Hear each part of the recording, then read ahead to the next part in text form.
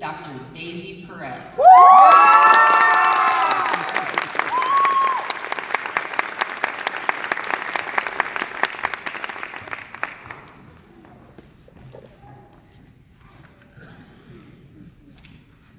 Greetings, University of the Rockies deans, faculty, alumni, and class of 2018.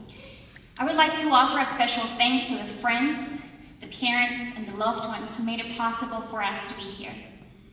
It is a privilege to stand before you. When writing this speech, I asked myself what I should say to such a large group. My mom suggested to tell you my story. I am the oldest of 4 siblings. I am an immigrant. I am a mom and a friend. I was born and raised in Mexico City, an area that is populated by more than 21 million people, in a territory no larger than Rhode Island. I grew up in a humble home in a zone that is characterized by poverty and crime. I was raised by a wonderful and resilient woman, my mother. My father passed away at the age of 26. He left to work one morning and never came back. He was run over by a car on his way home from work. I was 8 years old at that time. My sisters were 5 and 6 years old, and my mother was pregnant with my little brother. It was tough because my mother was the sole provider of our family, and my mom hadn't held a job since getting married. Upon my father's passing, my mother was forced to face life with 4 little children by her side. She was denied many jobs because she was illiterate. We lived in a rural place. We lacked the basics such as clean water and electric power. Our home was located right next to a river of sewage called Rio de los Remedios, where factory chemicals and rubbish were dumped at night. There were many nights when we went to bed thirsty, hungry, cold, and tired, not knowing where our next meal would come from. As a kid, I went to middle school in the morning and worked at a supermarket packaging goods at night. The tips from kind people helped me support my family. I found that in the city, it is easier for a child to get a job than for my mother. I was one of many kids who had to work to support their family. At home, our neighbors called us the widow's kids. We had holes in our shoes and worn down clothing. My sisters and I walked a mile or 2 carrying buckets of water from a water hole to do our laundry or to take a shower, since we had no potable water. Most thought that we wouldn't amount to anything, and that the environment in which we were raised would get the best of us. I remember looking at the stars at night while dreaming of a better future. I wondered if my life would ever change.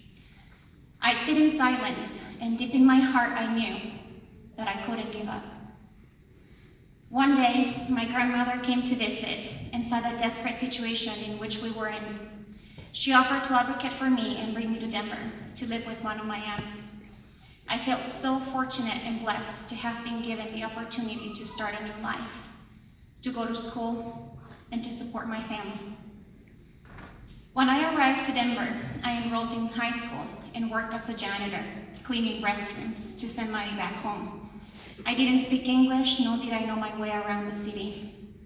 Every time I ate food or had a glass of water, I thought of my family.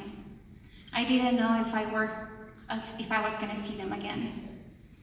In high school, I didn't understand the lessons because I didn't speak the language. One of my teachers, Mr. Smith, would sit with me during his lunch hour to read newspapers together. He helped me craft my first resume and drove me to my first interview. As you can see, simple acts of kindness can change the trajectory of someone's life. Education became my vehicle of hope, and I am here to show you that dreams can become a reality.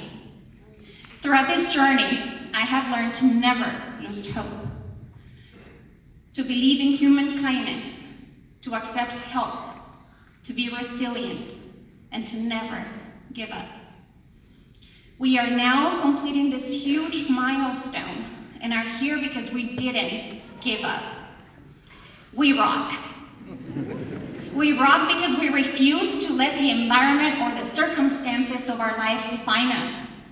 We rock because we are the trailblazers of those coming behind us. We rock because we lead by example. We rock because we will never forget our humble beginnings.